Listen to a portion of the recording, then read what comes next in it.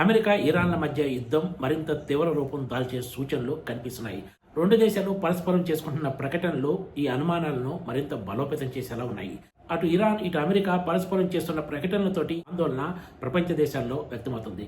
Iran ఇప్పటికే తాము అమెరికాపై పూర్తి స్థాయి యుద్ధంలో ఉన్నామని అధికారికంగానే చెప్తోంది. ఇరాన్పై అమెరికా దాడులు ఇలాగే కొనసాగితే అమెరికాపై 9/11 తరహా దాడులు చేస్తామంటూ ఇరాన్ తాజాగా హెచ్చరించడంతో ఒక్కసారిగా కలకలం ప్రారంభమైంది. యుద్ధం ఇలాగే కొనసాగితే అమెరికాలో జాతీయ సంతాప దినాలు ప్రకటించాల్సి ఉంటుందంటూ ఇరాన్ హెచ్చరించింది. ఈ మేరకు ఇరాన్ ప్రభుత్వ అనుబంధ వార్తా సంస్థ తస్నీం ప్రకటన చేయడంతో ఉద్రిక్తతలు మరింత పెరిగినట్లయిందని చెప్పొచ్చు. హార్ముజ్ జలసంధి కేంద్రంగా అమెరికా ఇరాన్ల మధ్య మాటల యుద్ధం కాస్త ప్రతీకార దాడుల వైపు మళ్లటంతో ఉద్రిక్తతలు మళ్లీ మొదటికొచ్చాయి. హార్ముజ్ జలసంధిలో ఇరాన్ ఇక నుంచి ఒక్క నౌకపై దాడి చేసినా కూడా తాము ఇరాన్లోని బ్రిడ్జీలను, విద్యుత్ మౌలిక సదుపాయాలను టార్గెట్ చేస్తామంటూ అమెరికా అధ్యక్షుడు డొనాల్డ్ ట్రంప్ తాజాగా హెచ్చరించారు. ఆయన హెచ్చరికకు ప్రతిగానే 9/11 మోడల్ అటాక్స్ చేస్తామంటూ ప్రతిస్పందించింది. 2001 సెప్టెంబర్ 11న ఉగ్రవాదులు 4 ప్రయాణికుల విమానాలను హైజాక్ చేసి అమెరికాలోని వరల్డ్ ట్రేడ్ సెంటర్తో పాటు పెంటగాన్ తదితర ప్రాంతాలపై దాడులు చేసిన సంగతి తెలిసిందే.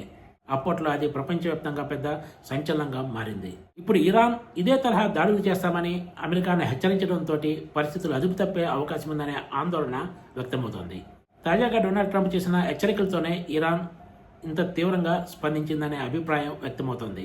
అమెరికా గనక ఇరాన్లో ఏ ఒక్క బ్రిడ్జిని, విద్యుత్ ప్లాంట్ను టార్గెట్ చేసుకున్నా కూడా తాము కూడా గల్ఫ్ ప్రాంతంలో మౌలిక సదుపాయాలతో పాటు అమెరికాకు ప్రయోజనం చేకూర్చే చమురు కేంద్రాలను ధ్వంసం చేస్తామంటూ ఇరాన్ హెచ్చరించింది. ఇరాన్ విదేశాంగ మంత్రి సయ్యద్ అబ్బాస్ అరాగ్చి స్పందిస్తూ కన్నుకు కన్నే తమ విధానం అన్నారు. తమ దేశంలోని మౌలిక సదుపాయాలపై దాడి జరిగితే తమ స్పందన కూడా అంతే తీవ్రంగా ఉంటుందన్నారు. ఒకవైపు ఇలా హెచ్చరికలు చేసుకుంటానే రెండు దేశాలు పరస్పరం దాడులు కూడా చేసుకుంటున్నాయి. ప్రపంచ చమురు రవాణాకు అత్యంత కీలకమైన హార్ముజ్ జలసంధిపై పూర్తి నియంత్రణ తమ చేతుల్లోనే ఉందని ఇరాన్ మరోసారి స్పష్టం చేసింది. తాజాగా హార్ముజ్ జలసంధి నుంచి 3 నౌకలు ప్రయాణించేందుకు ప్రయత్నించగా వాటిని IRGC అడ్డుకుంది. అందులో ఒక నౌక అగ్నికి ఆహుతైంది. మిగిలిన 2 నౌకలు వెనక్కి వచ్చినట్లు IRGC వెల్లడించింది. మరోవైపు అమెరికా అధ్యక్షుడు డొనాల్డ్ ట్రంప్ మాత్రం ఇరాన్ ఇప్పటి వరకు చూసింది ట్రైలర్ మాత్రమే అని, రాబోయే రోజుల్లో అసలు సినిమా ఉందంటూ హెచ్చరిస్తున్నారు.